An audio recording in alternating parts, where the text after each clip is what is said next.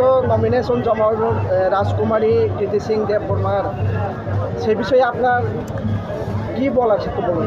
আমাদের ভারতীয় জনতা পার্টি ত্রিপুরামথা এবং আইপিএফটির যৌথ প্রার্থী কৃতি সিং দেববর্মা আজকে পূর্ব ত্রিপুরা আসনে মনোনয়ন জমা দিচ্ছেন।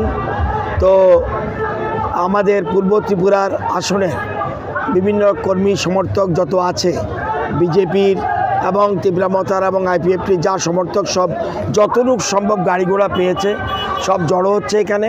আমরা সেখানে আমাদের মুখ্যমন্ত্রী এখানে এসছেন, আমাদের রাজ্য সভাপতিও আসবেন এবং ত্রিপুরামথার সুপ্রিমো যিনি প্রদ্যুৎ কিশোর দেববর্মা থাকবেন। আমরা এখানে সবাই মিলে ওনার মনোনয়নপত্র জমা দেওয়ার এই অনুষ্ঠানে আমরা সব জড়ো হয়েছি। আমাদের বিশ্বাস যে আমাদের বিরোধী দল যারা রয়েছে তাদের এবারে নির্বাচনে তাদের জামানত জব্দ হবে, এটা পরিষ্কার। এই কেন্দ্র থেকে এবং পশ্চিম ত্রিপুরা আসন দুটা কেন্দ্রেই বিরোধীদের জামানত জব্দ হবে। যেহেতু আপনারা এখন জোট হয়েছেন, তো ত্রিপুরামথা তো প্রথম দিক থেকে আলাদা রাজ্য দাবি করে এসেছিলেন তারা, তো আপনারা কি এখন সেই দাবিটা সমর্থন করেন?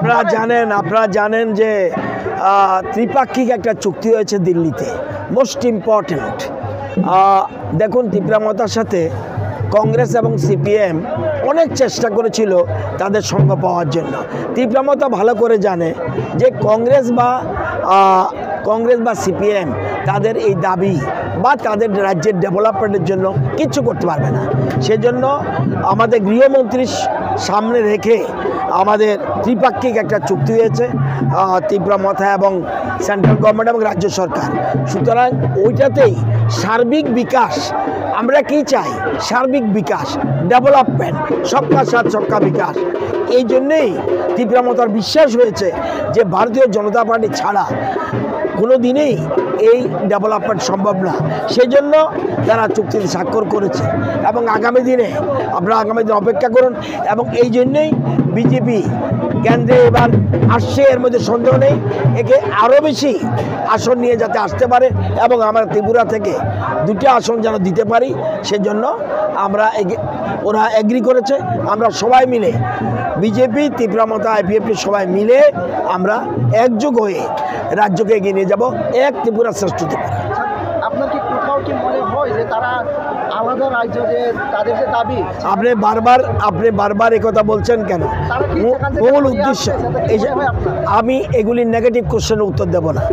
নেগেটিভ কোনো কোশ্চেন নাই। আমরা ভারতীয় জনতা পার্টি ইতিবাচক পদক্ষেপে বিশ্বাসী। আমরা চাই সার্বিক ডেভেলপমেন্ট। আমরা বিভাজন চাই না, আমরা চাই থাংচা, আমরা একতা চাই, নো ডিভিশন। সিপিএম পার্টি কি করেছিল? পাহাড়ি বাঙালির মধ্যে ডিভিশন সৃষ্টি করে এই রাজ্যে 1980 সালে দাঙ্গা সৃষ্টি করেছে। কোনো দিন আমরা বিজেপি এবং ত্রিপুরামথা কোনোদিন এই দাঙ্গা সৃষ্টি করতে চায় না। আমরা চাই বিভাজনের রাজনীতি থেকে দূরে রেখে আমরা যাতে ঐক্যবদ্ধভাবে ত্রিপুরাকে সারা দেশের মধ্যে 1 নম্বর আসনে নিতে পারি, সেই চেষ্টা চলছে।